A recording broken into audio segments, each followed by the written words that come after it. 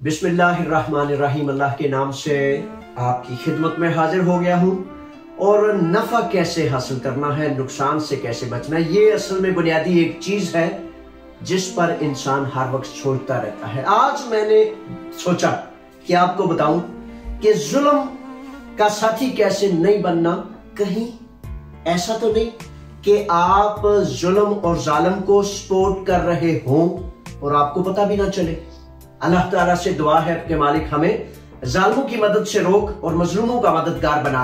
अपनी इस्लाह किए बगैर, पुरएतमाद हुए बगैर, चीजें सीखे बगैर, सुने बगैर, सुनाए बगैर, दूसरों तक पहुंचाए बगैर ये मुमकिन नहीं होता।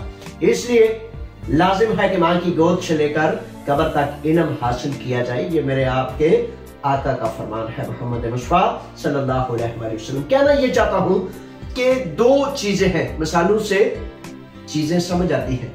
तो मिसाल ये है कि आप किस मोहल्ले से हैं, किस आपका कौन सा गांव है।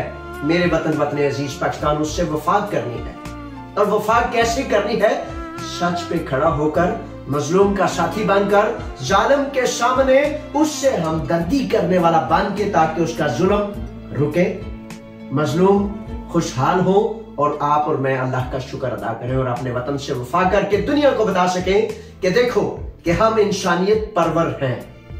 मिसाल नंबर 1 मैं आपकी खिदमत में पेश करता हूं कि वो ये है कि आप जिस मोहल्ले में हैं, थोड़ा सा ऐसे ऊंचा कद ना भी करें, थोड़ा सा ऊंचा होके ना भी देखें, तो आप उधर पैदा हुए, आप उधर बड़े हुए। आपने देखा कि आपके मोहल्ले में अगर 500 घर हैं, तो 500 घरों में से कितने लोग शरीफ हैं, चाहे वो जाहिरी शरीफ हो या बाकायदा पूरे शरीफ हो। शराफत नाम है गैरत का, खुददारी का, जुर्रत का, कुव्वत का, अच्छाई और सच्चाई पर चलने का, यही नाम है ना।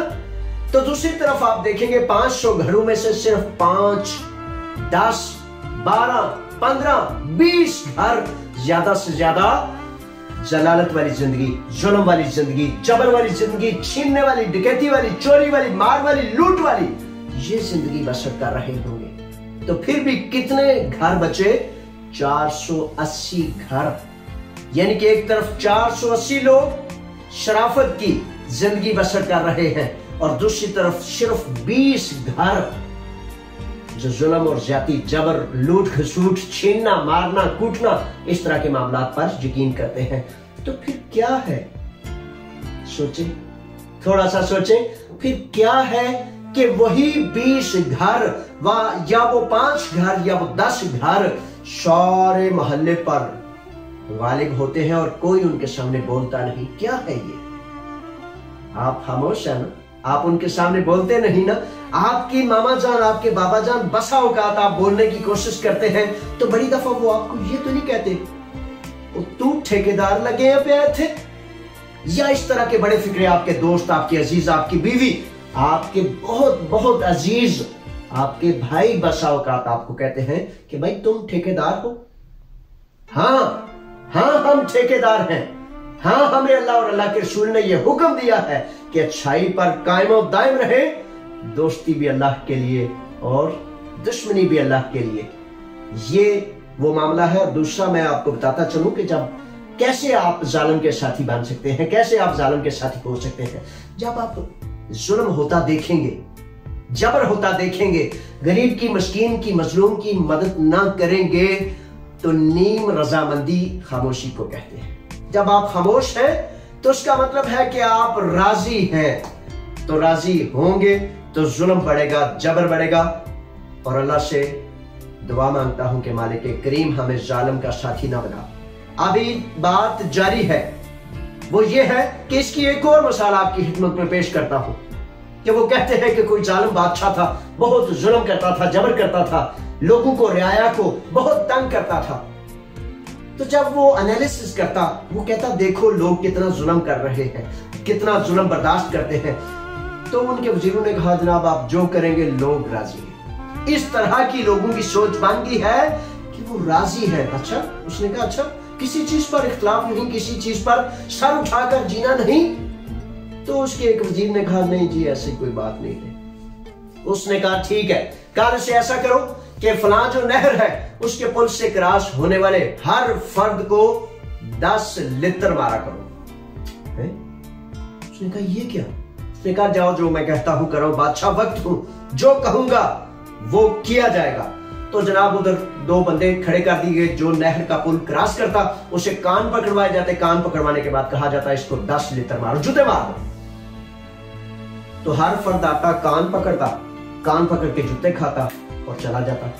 फिर ऐसे हो गया कि वो उस नहर का जो पुल है उस पर चूंकि कसीर तादाद में लोग गुजरते थे, तो गुजरने वालों की एक लंबी लाइन लग जाती। लाइन क्यों लग जाती? कि जूते खाने हैं तो आगे जाना है। तो लोग इकट्ठे हो गए, उन्होंने आपस में मशवरा किया। उन्होंने कहा ये बड़ा ज्यादती है, बड़ा जुल्म है कि यार लित्र भी खाने हैं और इतना टाइम भी इंतजार करना है।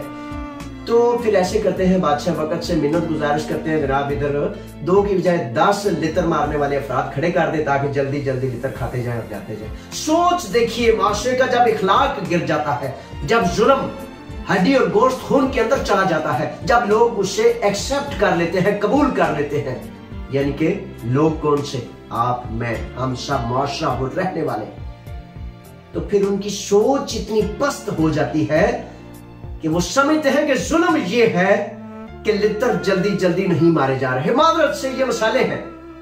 तो मिसाल किसी तरह से भी समझी और समझाई जा सकती है। ये आपके लिए और मेरे लिए दिमागी कैफियत को खोलने के लिए, दूर तक सोचने के लिए ये अल्फाज होते हैं। तो फिर बादशाह वक्त ने जब ये सुना, उन्होंने कहा हाँ, लोगों की ये हिस्स खत्म हो गई है। तो वो तीसरी मिसाल ऐसे है कि वो किसी दरबार के आगे से एक फकीर दरवेश अल्लाह के बंदे गुजरते हैं, तो वो गुजरते हुए बादशाह वक्त बाहर निकलता है।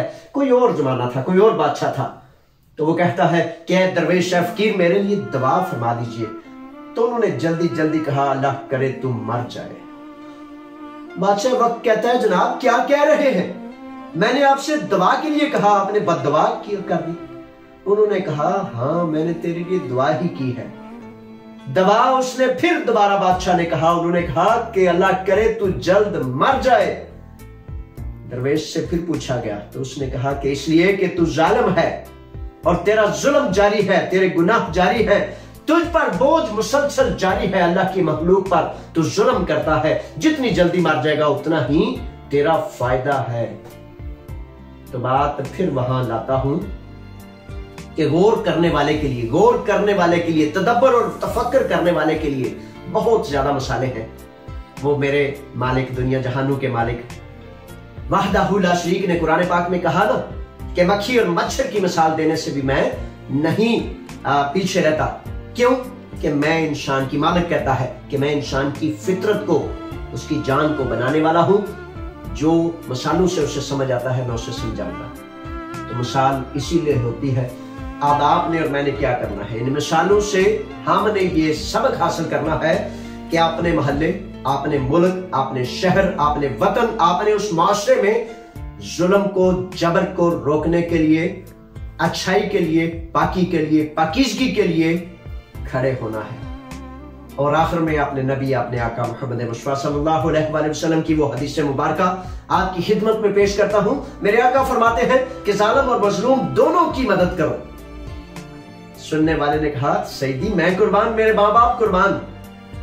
मजलूम की मदद तो समझ आती है, जालिम की मदद जो है वो कैसे की जाए? तो मेरे आका फरमाते हैं जालिम का हाथ जुल्म से जब रोकोगे तो ये उसकी मदद है।